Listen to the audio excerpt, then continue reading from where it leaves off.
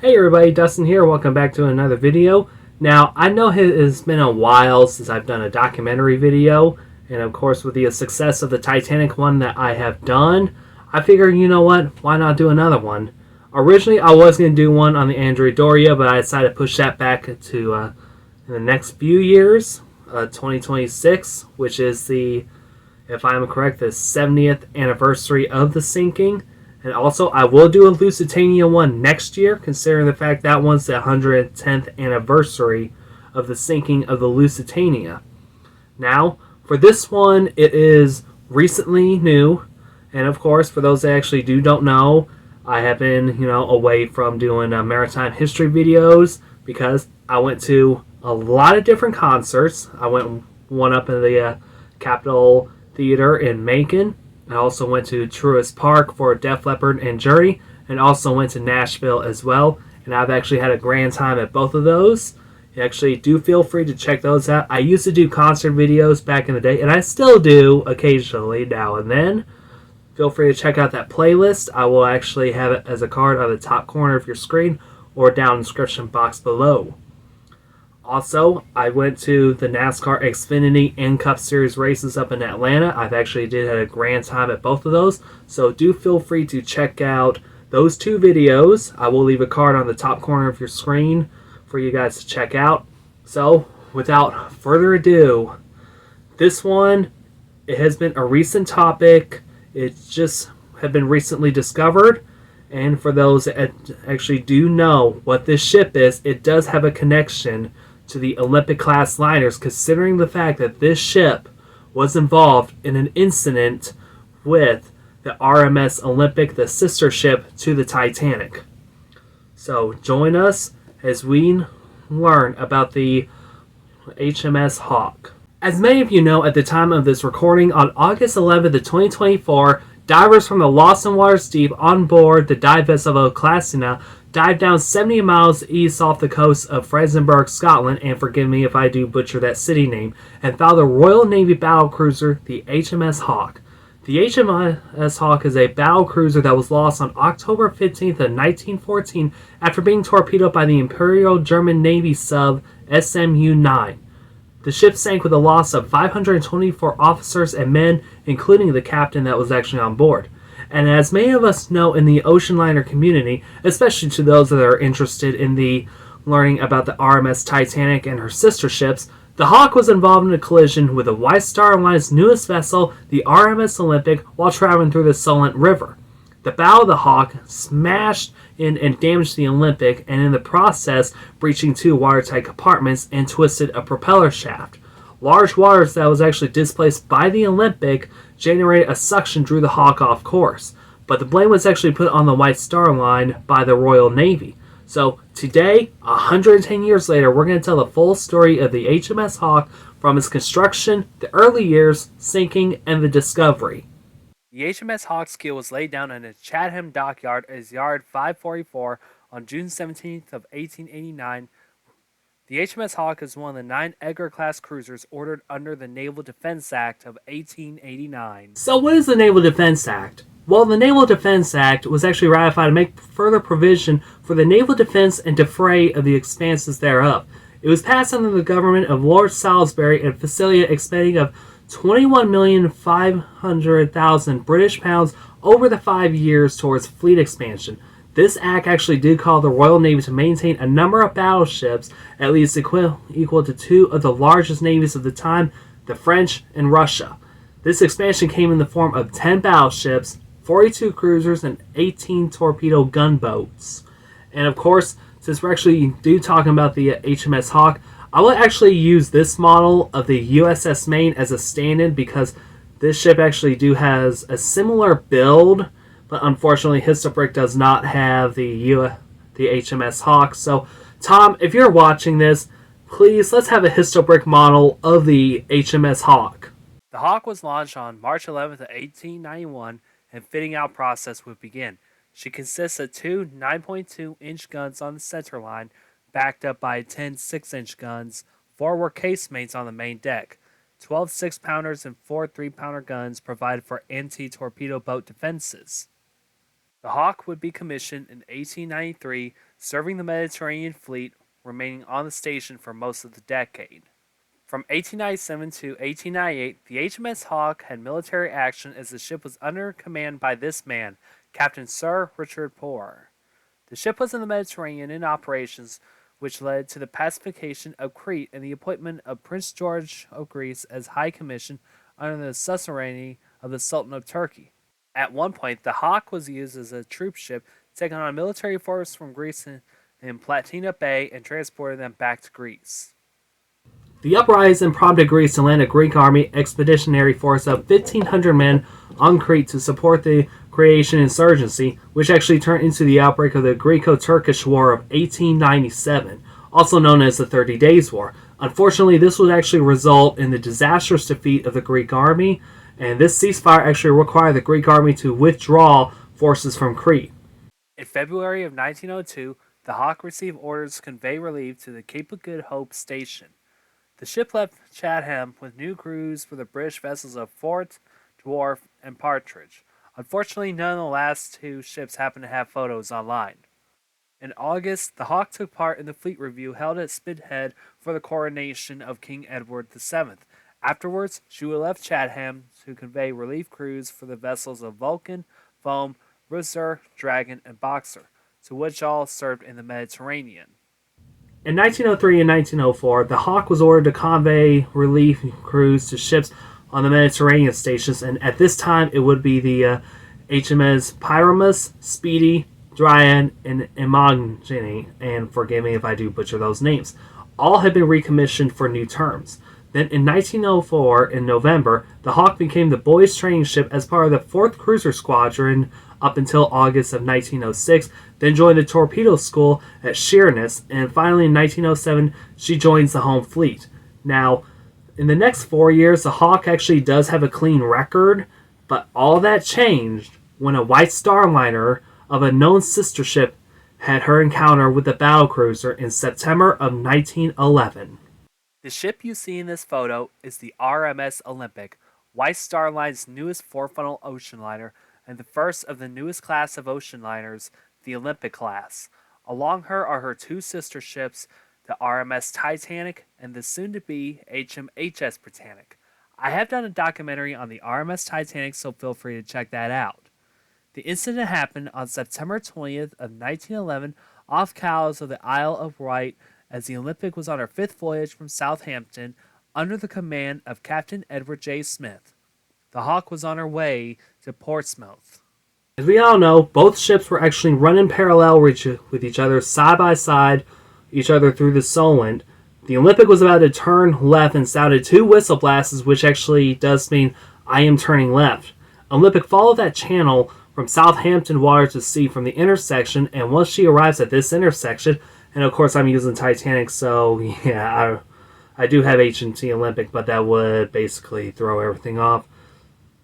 And of course, you must take a 6-point turn to port.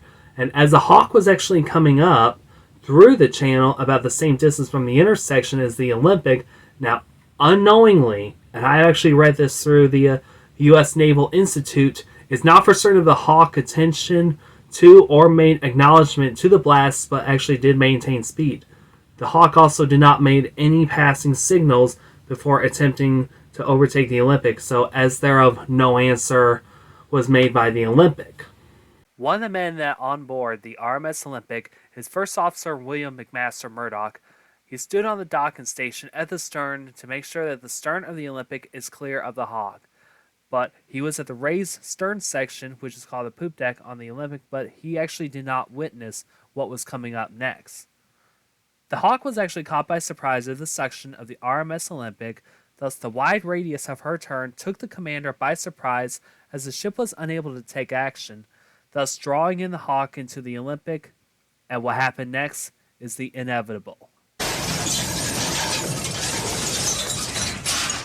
Fortunately, no one was hurt or killed in the incident, but both ships were damaged. The bow of the Hawke, which is ironically designed to ram into enemy vessels, is crumbled in and destroyed. The resulting damage from the RMS Olympic was basically 2 large gashes, especially around in the stern area. 2 flooded compartments within the engine room, and a twisted shaft on the starboard side.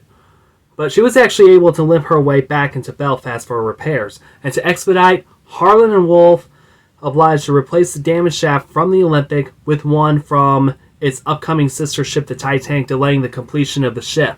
But unfortunately for the Hawke, ironically, this part of the bow right here, and of course, once again, I am using the USS Maine, the bow is actually designed to ram into enemy ships. However, this one actually took a wallop punch. So now who's actually to blame? Well, this is actually a huge question, since both the White Star Line and the Royal Navy were actually pointing fingers at each other on who's to blame. The first story was the Olympic blamed the HMS Hawke, with reason for making a miscalculation and failure to communicate with the Olympic as she was making her turn, and accused the commander, William Blunt, of showing off his new command vessel. The Royal Navy would turn this around and blame the Olympic, alleging the large displacement generated a suction that pulled the Hawke into her side, to which Captain Smith agreed on. Now keep this in mind though, even though this happened under the command of Captain Edward J. Smith, and even though he was on the bridge and in command, you have to remember he wasn't at the helm. The man who was responsible for maneuvering the Olympic through the Solent was this man, harbor pilot George William Boyer. He was also involved in the near miss on the Titanic with her near collision with the SS City of New York. This would be a huge financial disaster for the White Star Line as they faced legal bills and the cost of repairing the RMS Olympic, patching up the holes just to return to Belfast, and permanent repairs for 6 weeks, thus keeping her out of revenue service. White Star Line also tried to appeal, but lost. The Olympic would later return to service on November 20th of 1911. So, what do I find during the inquiries? Well, there was actually 3 different wrongs. Now, the first one, the Hawke had the right-of-way over the Olympic. Now, the Hawke did slow down, which to allow the Olympic to turn into the channel, but there was also a third reason in the finding of the inquiry that is actually put the Hawke at fault as well. The Hawke actually put herself into a dangerous position by increasing her speed to pass the Olympic, and also, you have to remember, these Olympic-class liners, they're giants. Not many people would actually know how to properly steer one of these ships, and interestingly enough, there was also a almost near collision with the Titanic with another ship that was actually moored in Southampton called the SS City of New York, almost in the same style as the Hawke and Olympic collision, which is actually around that time it would be a bad omen. Now, an interesting fact about this whole incident is there were actually 2 notable crew members that was actually on board the Olympic and later survived both the sinkings of both the RMS Titanic and the HMHS Britannic later on, and that would actually be both Violet Jessup, who was actually a stewardess on both the Olympic and Titanic, and also a nurse on board the HMHS Britannic, and stoker Arthur John Priest. Now, I won't go over those 2 because these 2 actually do have a video of their own from another channel, which is called History Inside a Nutshell. Now, there is an interview from Violet Jessup herself. Now, due to copyright reasons, I'm not allowed to basically show it to you on this channel, but I can actually link it to you from this video, so feel free to check that out. And there's also another one from Arthur John Priest, which is basically an interview. So, back to this video. So, at an unknown time, the Hawke's bow, which was ironically this right here, was actually replaced with a straight bow, as we all know that has been confirmed during the dive down to the HMS Hawke. But when did the repairs start and ended? It hadn't been found or known to this very day. So from 1911 to 1914, it seems that the world is at peace for now, but sometime in 1914, political tensions seems to be on the rise. Then, on July 28, 1914, a massive global conflict erupts across Europe.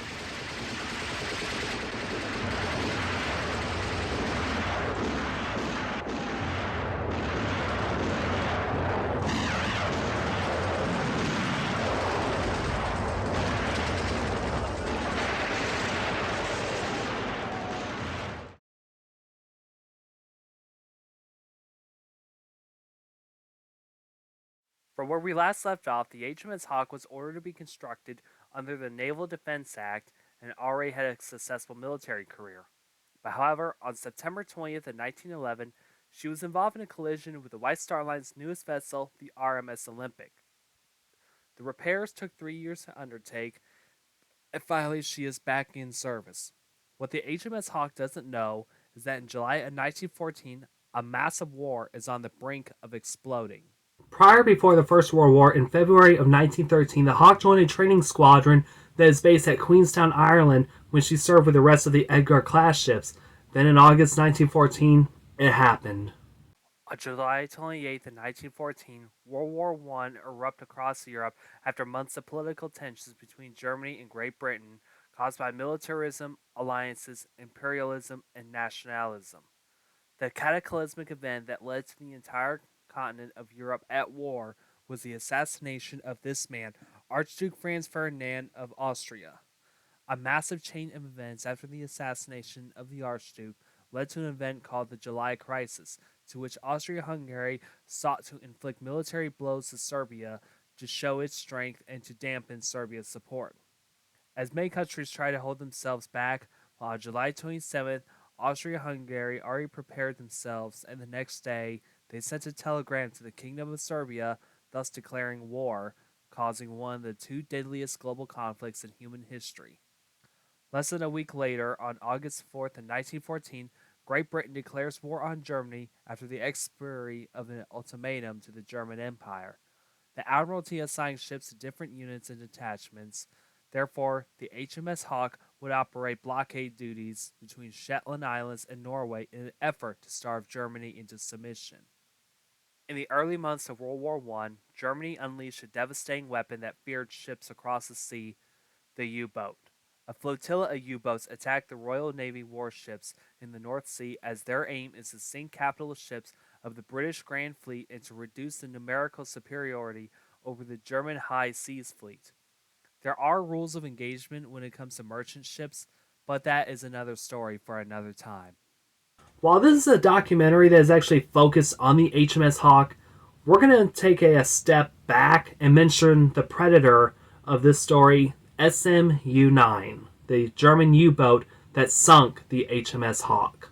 SMU-9 is a German-type U-9 U-boat, one of the 329 submarines operating for the Imperial German Navy. She's armed with 4 torpedo tubes, 2 up at the bow and 2 more in the stern, and can carry up to 6 torpedoes. Originally, the U-boat was equipped with a machine gun, augmented with a 3.7 centimeter Hotchkiss gun when the war broke out. The man you see in this photo is Captain Lieutenant Otto Weddigen. He was the captain of U-9 at the time the HMS Hawke was still around and later reassigned to U-29 until his death on board after his sub was rammed by the HMS Dreadnought. And for a fact, I think the HMS Dreadnought actually did taught the soon-to-be HMT Olympic some pointers on how to chase down and ram an attacking sub.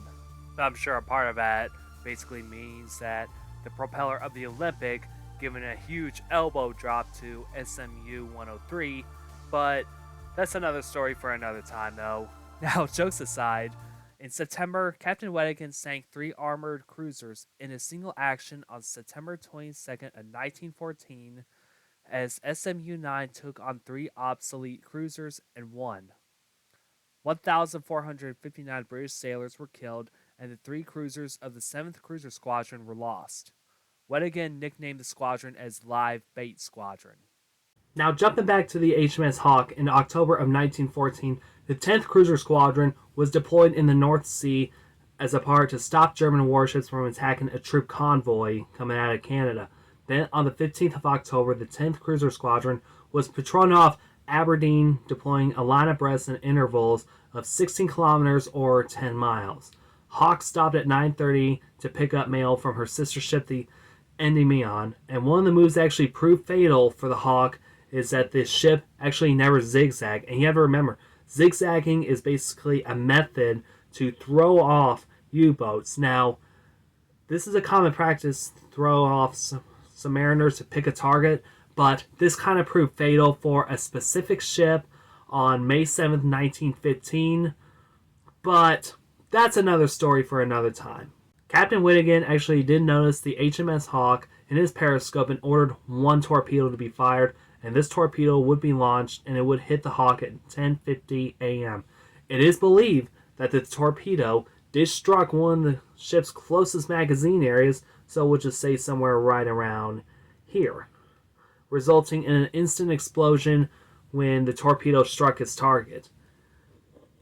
The crew on board the HMS Hawke leapt into collision stations, and the ship quickly took on a list to starboard, thus making lowering a collision mast and lifeboats nearly impossible.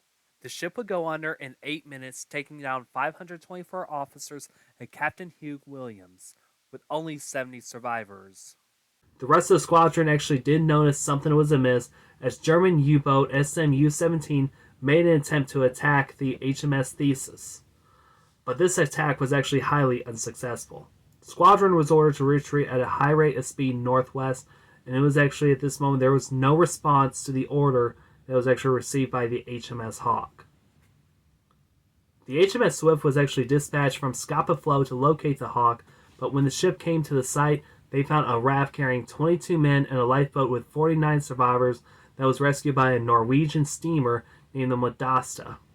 The photos that you saw in the beginning of this documentary in part 1 are the only known photographs of the wreck of the HMS Hawke. She is located below 360 feet of water, 70 miles east of Fraserburgh, Scotland. She is lying on her starboard side and is in complete remarkable condition. This dive was conducted by Lost in Waters Deep on board the dive vessel Classina. It took until August 12, 2024 for the HMS Hawke to be discovered, 110 years later. They also announced that the full page on the website will be made live once all the photos are collected and the crew profiles are finished. Lost in Waters Deep's mission is to discover the World War I naval losses off the mainland Scotland, the Western Isles, Orkney, and Shetland. They were founded by Kevin Heath and Wendy Sadler. They both assisted in the HMS Albacore project, which actually researching and writing the casualties' histories. The organization was named after a poem by Eileen Mahoney, which actually inspires further development to research other World War I Royal Navy losses. The website, to which I will actually link down below, will tell the stories of these vessels and share the crew histories of those that are lost and make sure their sacrifices is never forgotten. And also, Lost in Waters Deep, I want to thank you guys for help providing the footage of the photographs that you actually saw in this video. I couldn't have done it without you guys. So, anyway, once again, I want to thank you guys for watching this documentary. It really took a lot for me to work on. So, feel free to subscribe to this channel and also tap the notification bell for more uploads in the future. I really appreciate it. So, once again, my name's Dustin. I will see you guys in another video.